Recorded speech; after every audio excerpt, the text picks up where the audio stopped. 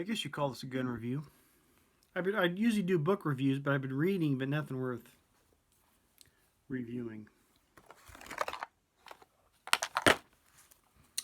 Joe Pramel did a video, I think like a month ago, about a little snub-nosed revolver. And it was easy to conceal and all this. This is a Taurus. It's a 38. I'm sure it's all empty there. And I can't tell you when I think I bought this 1990. You'll notice there's fancier ones, but this one has see, it's shaved off. Okay. Some don't even have that. Just it's all internal. But I bought this for a specific purpose.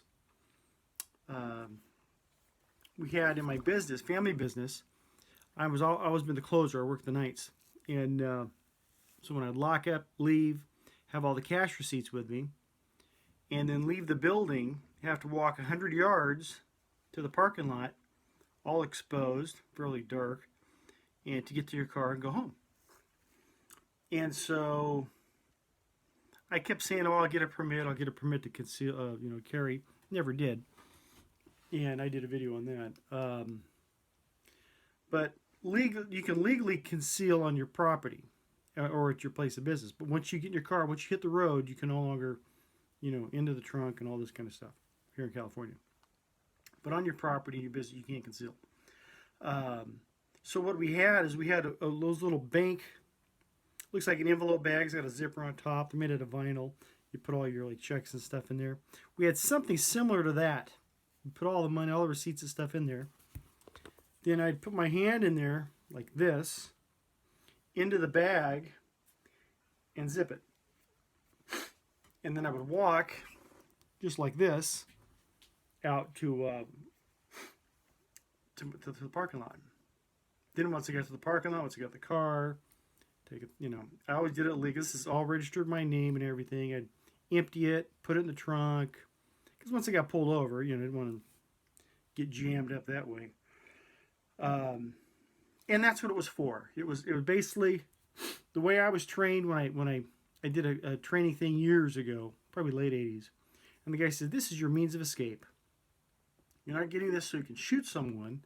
You're getting this to keep someone from doing something to you or getting you in a position where you can take off, take leg bail, escape, whatever it is." And with that mindset, the 38 is perfect. And this particular gun, too, because you can put this in your pocket. Like I said, you're not going to get jammed up with your hammer here or nothing like that. It worked very well. It was not, the first time I shot it, I couldn't hit a stump 5 yards away because I'm aiming with this thing. And the guy I bought it from, I bought it brand new, the guy says, "Just point and shoot. It's eye-hand coordination." It wasn't made to shoot a great distance. It's a belly gun. But once I kind of relaxed with it and realized, okay, it is just, you shoot from the hip. You do far better that way than trying to line this thing up because it's such a short barrel. So the accuracy of this, to take it out, take it out of the package and shoot it, and it's got a fairly heavy trigger, okay, the accuracy is, marginal. My cousin that passed, this was his.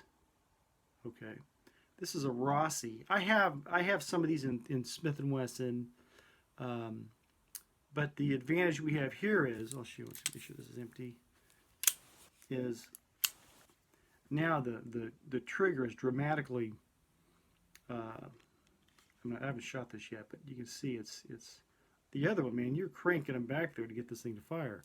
Whereas this one, it's got to be far more accurate, just because it's the way it's set up. It fits my hand real well too. That one there, I'll get some time here. I'm going to take it out and shoot it. And then I've got I splurged and got myself a hand loader in 38. And I'm going to go back and do another flatbed outdoor reload shoot and see just how accurate this thing is. I think this is going to be far more accurate because of the way it's set up.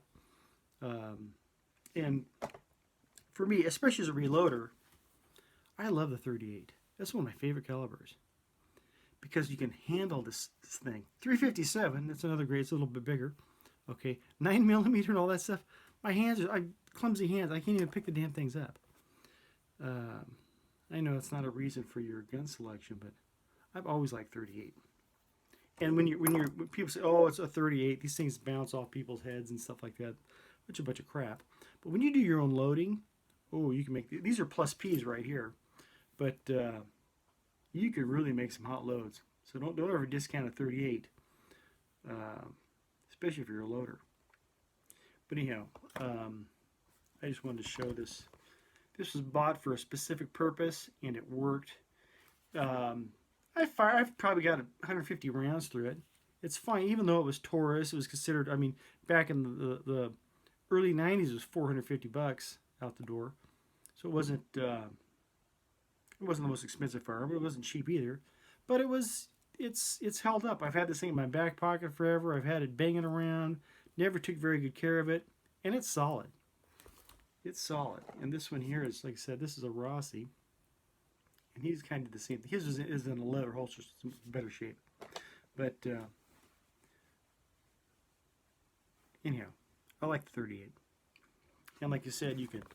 How would Joe do it? We'll do some reloading here pretty soon. I know I said that before, but I mean it this time because I'm going to shoot this thing. Anyhow, love you. God bless. Have a great weekend.